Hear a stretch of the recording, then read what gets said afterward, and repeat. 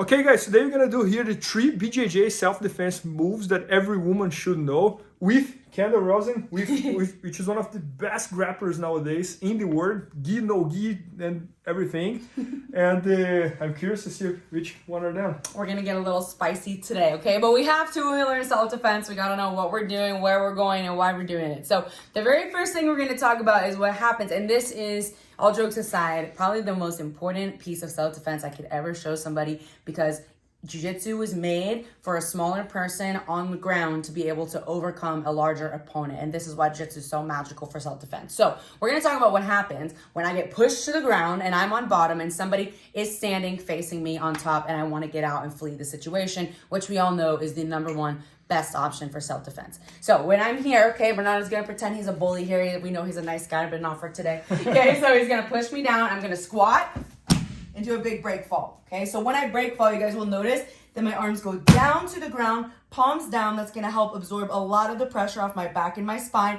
My feet come up here, so I'm not slamming my heels to the floor. And my chin, most important, is tucked to my chest here. So when I hit the ground, boom, I'm absorbing a lot of the pressure. My chin is tucked, my head is safe, and my back is fine, okay? I'm not posting my elbows or my hands to the ground, just straight down, letting my back absorb a lot of this pressure. So you guys will notice that my feet stay up at all times here, so that if Bernardo starts to close the distance, I'm gonna be giving him some big kicks here. Now, I need to kick in whatever area is appropriate for me, so that may be the knees, that may be the groin. If he gets closer, it may be the face. But I wanna create space between me and my partner. So I'm gonna push him away, and then the goal here is to bring myself up to a standing position.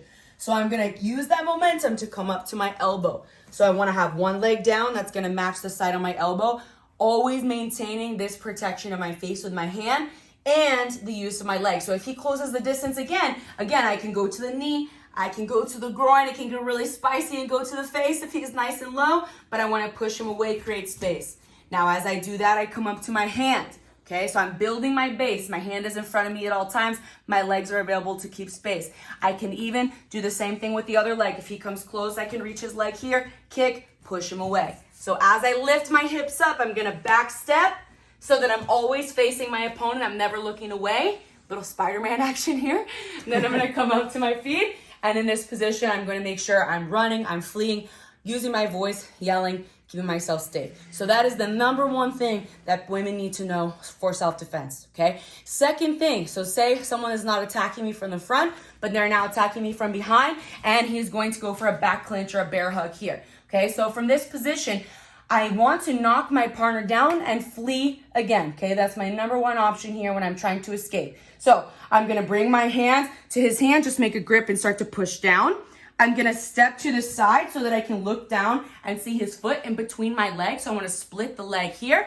Now I'm gonna reach down, and when I pick up his leg, I wanna go towards the end of the lever, so that's gonna be his ankle, the weakest part, rather than his calf or his knee. So I'm gonna bend over, pick up his ankle, I'm gonna pull, and I push my upper body back into him to make him fall, okay, letting him do a break fall as well if I'm being nice, okay? So from here, there is a way to finish the knee bar where I can sit on my opponent here and I can bridge in to his knee to break the leg, okay, to get the tap, or I can stand up and boom, run, flee the situation. It's gonna take him longer to get up, especially if he doesn't know how to do the safe stand-up that we did just a moment ago, okay? So last position here. Now this is another one if my opponent is facing me, but this time they're using striking. So instead of a push or instead of a grab, they're now coming into strike. In Jiu-Jitsu, we learn that we want to control a situation and then flee. Okay, so rather than using striking against someone that's bigger, stronger, or someone that's looking to attack me, that's not going to be my best option. I want to slow the situation down, control it, and maintain my safety the entire time. So if I'm facing Bernardo here, #1 thing is that anytime I feel in danger, I want to have a split stance. I don't want to be facing here square to my opponent. I'm too exposed. So I split my stance anytime I feel in danger. Okay, my hands are always up. If he chooses to throw a strike, I'm going to bring my hand behind my head like I'm combing my hair. So I comb my hair, my elbow tucks in, I protect my face. Now I'm gonna drop my level, I'm gonna step in, and as I step in, I'm gonna bring a big clinch around his arm and his waist. If I only get his waist, that's okay too, but ideally I have this arm so he cannot strike me with his hand. Now you'll notice that my body is splitting his body in half. Okay, so my hips are gonna come in, I'm gonna pull his hips into mine. So I'm gonna take his base out. Now I'm gonna use my left knee to tap his knee. I'm gonna push with my head on his chest, and I'm gonna take him down here into side control. Okay, from side control, I hug the head, and I can smash my partner down. From here, I can hold the position. I can move on to mount, arm locks, chokes, things like that. Or of course, as we've said many times, I can come in, use his body to stand up, and I can flee the situation. So these 3 examples of self-defense help us if someone's facing us, pushing us down, striking, or grabbing us from behind. These are the 3 that you've got to know. No matter what, remember to always use your voice and to always try to flee the situation anytime you feel like you're not safe. Yeah, no, Ken, I love it. And I truly believe that every girl, I have a daughter, and I joke that if it was a boy, he would be able to choose if he wants to do jiu-jitsu or not. Yeah. As it's a girl, she has to do jiu-jitsu, because yeah. I think if you learn a little bit of jiu-jitsu, it's already enough for you to defend from most of attackers. And even my wife, for example, she's just a blue belt. She did jiu-jitsu when she was a kid and when she was a teenager.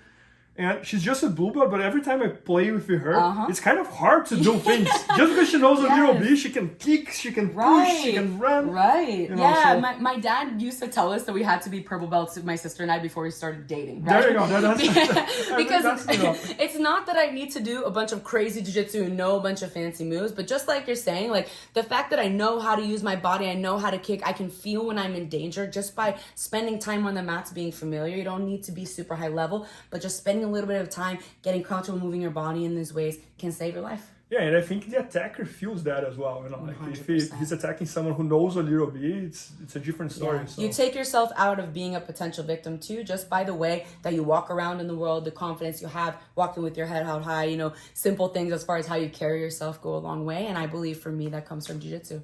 No, that's awesome. So guys, Kendall is shooting 2 instructional videos this week for BJJ Fanatics. One about top submissions for Jiu-Jitsu, and the other one about how to build a roadmap and game plan for Jiu-Jitsu. And she also has one instructional all about takedowns. That's 10 hours long, right? It took us a long time, but it's wrestling, judo, and grappling all combined. So super dense. There's like individual home drills you can do. There's mindset for wrestling. There's stance and motion. It covers everything you need to know on the feet, including those kinds of clinch takedowns. So we have a lot of fun with it. That's awesome. Guys, it's all on BJJFanatics.com, so make sure to check it out. And thanks so much, Kendall. Awesome. Thanks, Bernardo. Please help me out to grow my YouTube channel. Just click subscribe. And to watch more videos, just click under see more videos. I hope you enjoyed. BJJFanatics.com. Use the promo code YouTube Faria to get 10% off any instructional video. Improve your jiu-jitsu faster.